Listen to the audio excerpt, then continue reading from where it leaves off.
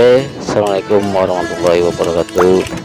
Kali ini kita dari lokasi Masjid Al-Hadid Pasar Rusi Kusumgiragan, Surakarta. Kita akan tutorial cara membersihkan blodot yang baik dan benar. Blodot ini kita ambil langsung dari lokasi penyembelian hewan korban di Masjid Al-Hadid.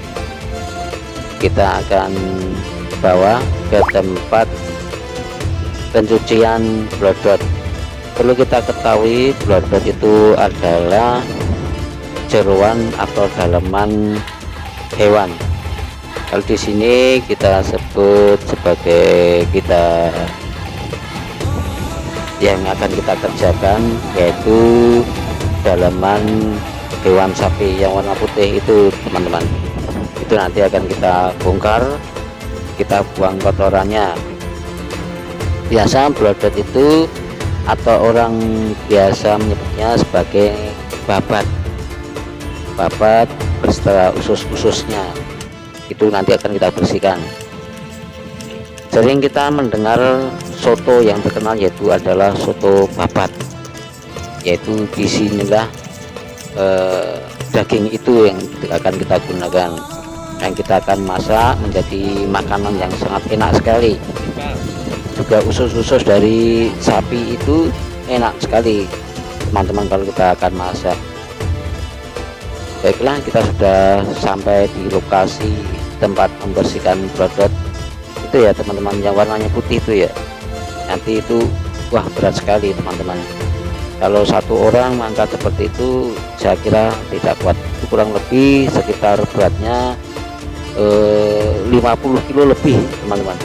Tapi dalamnya itu banyak kotorannya karena makanan sapi, rumput-rumput sudah tercerna di itu menjadi kotoran yang belum selesai ya, masih dalam proses pengolahan. Kecuali kalau sudah masuk ke usus, ke pembuangan, itu menjadi kotoran sapi.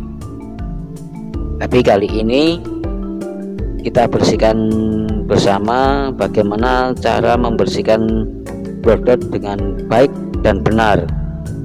Karena di tempat ini pembersihan blodot atau pencucian blodot itu sudah berjalan bertahun-tahun, sehingga mereka secara kebiasaan sudah tahu cara penanganannya yang baik dan benar. Itu kita singkirkan di tempat yang teduh ya, bawahnya diberi celemek. Kalau kita pakai MMT ya, MMT bekas itu ya, teman-teman.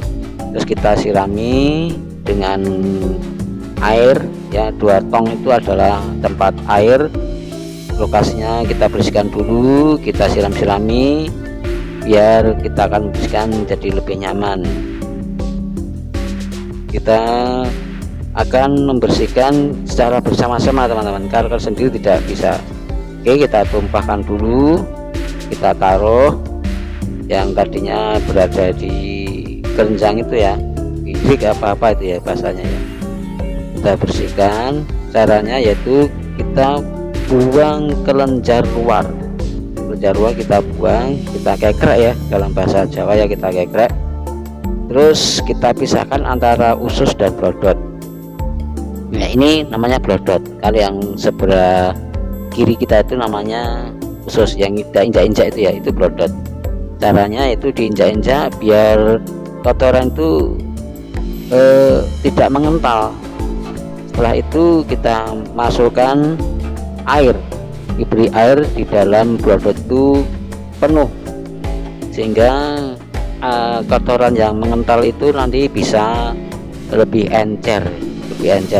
Kita pukul-pukul, kita injak-injak, yang intinya supaya pengentalan itu bisa hancur.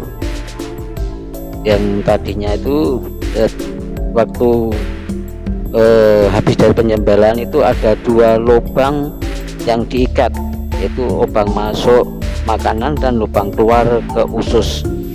Itu masih terikat, yaitu diinjak-injak ya sama teman kita yang baju berwarna hitam itu ya. Sementara yang baju berwarna abu-abu itu dia memasukkan selang ke dalam blodot itu, sama dipukul-pukul, terus pukul terus, dikasih air terus sehingga menjadi empur ya, bahasanya seperti empur tuh kalau kita bahasa Jawanya itu ya. Terus diratakan air, dipukul-pukul, dicari yang keras-keras itu, yang mengental-mengental itu kita cari supaya lebih bisa encer, bisa lebih nanti kalau dibuang itu lebih mudah, karena kalau masih di dalam itu berupa kentalan itu sangat susah sekali teman-teman. Nah, habis itu ada teman satunya lagi bawa senjata tajam itu ya, terus dirobek blodotnya itu diarah ke pembuangan ya. Itu ketika sudah mulai encer, pengerasan sudah hilang ya, itu teman-teman kita lihat ya, itu sudah mulai encer ya. Kalau sebelumnya tadi tidak dikasih air dan tidak dipukul-pukul, tidak dijak-injak, itu keras sekali teman-teman. Nah, itu digeprek atau dirobek sambil disiram supaya itu kotoran langsung terbuang ya. Digeprek agak lebar ya. Nah, kita lihat dulu, mudah sekali ya teman-teman. Ini prosesnya sangat cepat bagi orang yang sudah terbiasa, karena kalau belum terbiasa, dia mana yang harus dikekrek, mana yang harus diberi air, mana yang dipukul-pukul itu susah. Lebih praktis kalau mereka sudah tahu. Itu tadi lokasinya seperti itu ya teman-teman, yang menghadapnya tadi yang disemprot pada saluran masuk atau saluran pembuangan kotoran. Tapi kalau digeprek itu di sela-sela di blodotnya. Nah, ini yang pakai topi hitam itu dia mengekrek agak lebar ketika kotoran itu sudah lumer, sudah encer, sudah lumer, sambil disiram-siram terus gekreknya semakin dilebarkan sambil teman yang satunya itu menyirami supaya langsung terbuang gitu teman-teman, langsung terbuang ke tempat pembuangan.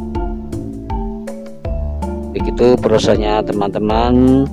Terus ini ada kentalan yang sangat padat itu ya, karena makanan banyak sekali itu. Kalau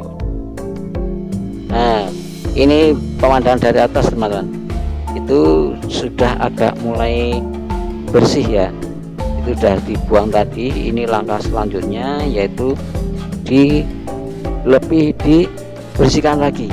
Ketika sudah kekrean sudah terbuang, dibersihkan lagi, disiram-siram, disemprot-semprot sampai bersih blodot itu. Ini ya, itu tadi ada dua sebenarnya blodot itu ya, ada dua gandeng gitu, tapi masih tersambung ya, cuma lokasinya ada dua tempat kembungan itu ya. Ya, ini dipisah lagi ya. Sementara yang satunya ini di dalamnya masih banyak sekali kotoran teman-teman ya, itu lagi digeprek lagi, terus dibuka, nanti di dalamnya akan terlihat kotoran hewan sapi ya. Ini ya masih kembung ya teman-teman ya. Oke, gitu. Langkah selanjutnya untuk yang kembungan kecil itu juga digeprek lewat samping. Nah, di tempat ke pembuangan yang seharusnya, sambil disiram-siram teman-teman, karena biar biar langsung terbuang kotorannya. Itu juga sama, di dalamnya juga tadi sudah dikembungkan dengan air ya. Ini blodotnya berlapis tebal kan teman-teman ya. Itu ya biasa disebut dengan babat ya. Ini dibersihkan sampai bersih sekali teman-teman, disiram berulang-ulang, dikucek-kucek itu ya. Yang depannya orang pakai baju hitam itu ngucek-ngucek itu ya, itu yang sudah blodot yang sudah terangkat. Terus sambil disiram, digeprek, ada yang nyiram, ada yang ngekrek, juga ada yang membersihkan itu ya teman-teman. Ini kerja seperti ini dulunya kalau belum terbiasa, kalau belum terlatih, ini sangat rumit, sangat sukar sekali. Terus dipotong sebagian, yang sudah agak bersih ya, supaya proses pembersihannya lebih mudah kalau terbagi-bagi, biar lebih ringan gitu teman-teman. Ini dalamnya masih ada karena dia berlapis-lapis ini ya teman-teman ya. Digeprek lagi nih sama yang baju hitam pakai topi hitam itu ya, itu dia ngegrek lagi tempat kotoran, cari tempat kotoran mana, digeprek lagi. Sementara yang sebelahnya yang di sana itu teman-teman mencuci ini yang pakai baju abu-abu ya, itu dia masih menemukan kotoran-kotoran yang di dalamnya itu, sambil mencuci, menyirami, mencuci, menyirami, terus sampai terbuang ke tempat pembuangan kotoran ya. Yang warna putih itu teman-teman, itu juga sebagian dari di luarnya. Kalau sisi dalamnya blodot seperti ini, yang warna hitam itu ini yang pakai warna baju hitam dia kesulitan air teman-teman, karena air harus mengucur terus ini. Kalau tidak mengucur terus nanti kotoran akan mengental dan susah di pembersihannya. Kalau sudah terkucur ya, tuh kita lewat samping ya, kita lewat samping ya, karena dari atas tadi tertutup. Nah itu ada kentalan-kentalan kotoran yang belum sempat tersiram air. Ini sama baju abu-abu itu dia pakai selang, dia sirami airnya. Sementara yang satu lagi itu mencari ya, kalau bahasa Jawanya membolak-balik ya, membolak-balik di mana kotorannya. Sementara yang baju abu-abu itu ya, yang baju abu-abu itu sambil menyemproti, terus mencuci, menyemproti, mencuci. Terus kakaknya baju hitam dia membongkar-bongkar pakai pisau, melihat sebagian-bagian kotoran yang belum bisa, masih melekat atau masih tertempel di bagian-bagian blodot itu tadi. Terus dia mengekrem, memisah-misah supaya ada bagian kecil sehingga lebih mudah cara membersihkannya itu teman-teman. Nah ini udah dapat sebagian kecil yang warna putih itu ya, itu ada sisi sebagian luar ya teman-teman dari blodot itu dia. Terus dia sirami sambil membuang kotoran-kotoran yang tersisa di blodot itu. Terus ini ada bagian pembilasan teman-teman.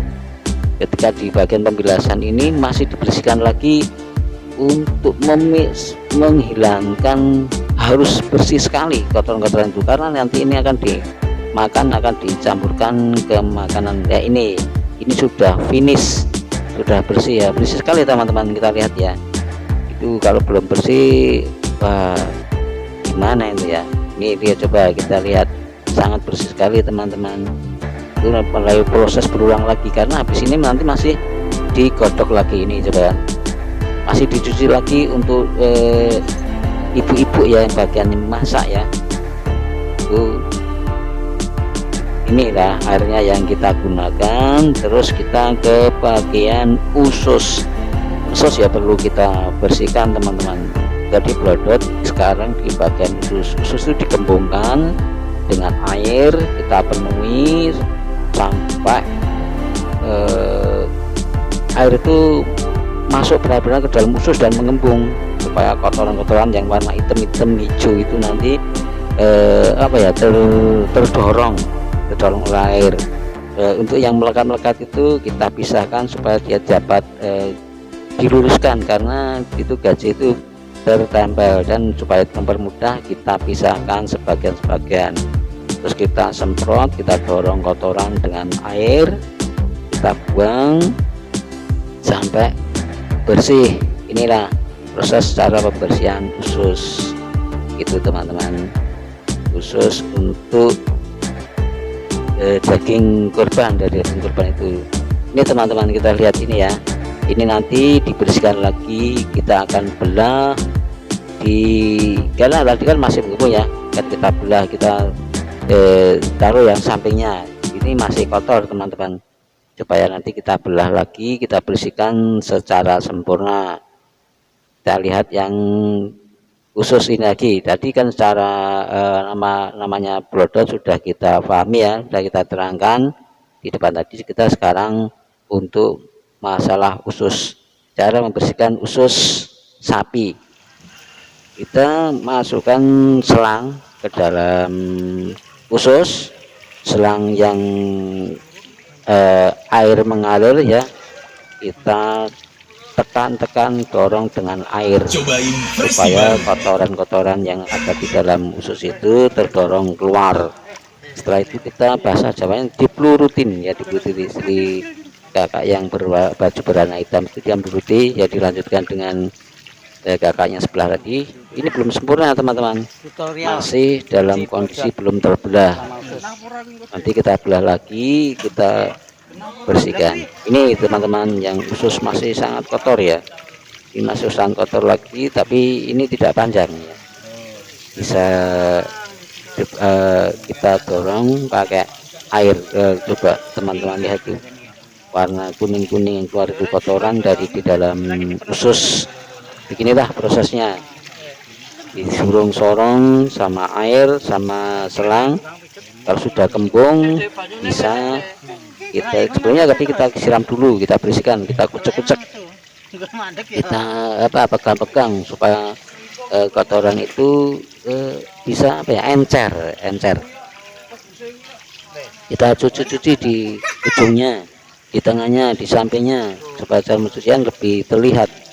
Jadi karena untuk membersihkan seperti ini teman-teman, ini Anda nanti akan dikonsumsi harus benar-benar bersih supaya makanan menjadi sehat. Kita kucek-kucek sudah penuh ya. Inilah tadi membelah usus itu ketika sudah kita belah lagi, kita bersihkan supaya bersih sempurna. Ini sama kakak-kakak yang bagian membersihkan, istilahnya gimana ya, bilas yang terakhir ya. Nanti akan dibersihkan lagi sama ibu-ibu. Setelah itu usus kita belah, kita bongkar supaya kotoran itu bisa langsung terlihat, supaya bisa dapat disemprot langsung teman-teman. Nah, kita belah. Tapi ini hati-hati ya, airnya bisa muncrat, bisa mengenai temannya gitu. Oke, kita belah karena ini ususnya besar, jadi kan ususnya kecil-kecil, itu nanti dibelah di sana. Ini ususnya besar, bisa langsung dibelah di sini sambil dibuang kotorannya, membersihkan kotorannya yang sudah tinggal sedikit, terus sampai selesai. Demikianlah teman-teman proses pencucian brodot, semoga bermanfaat untuk kita semua. Wassalamualaikum warahmatullahi wabarakatuh.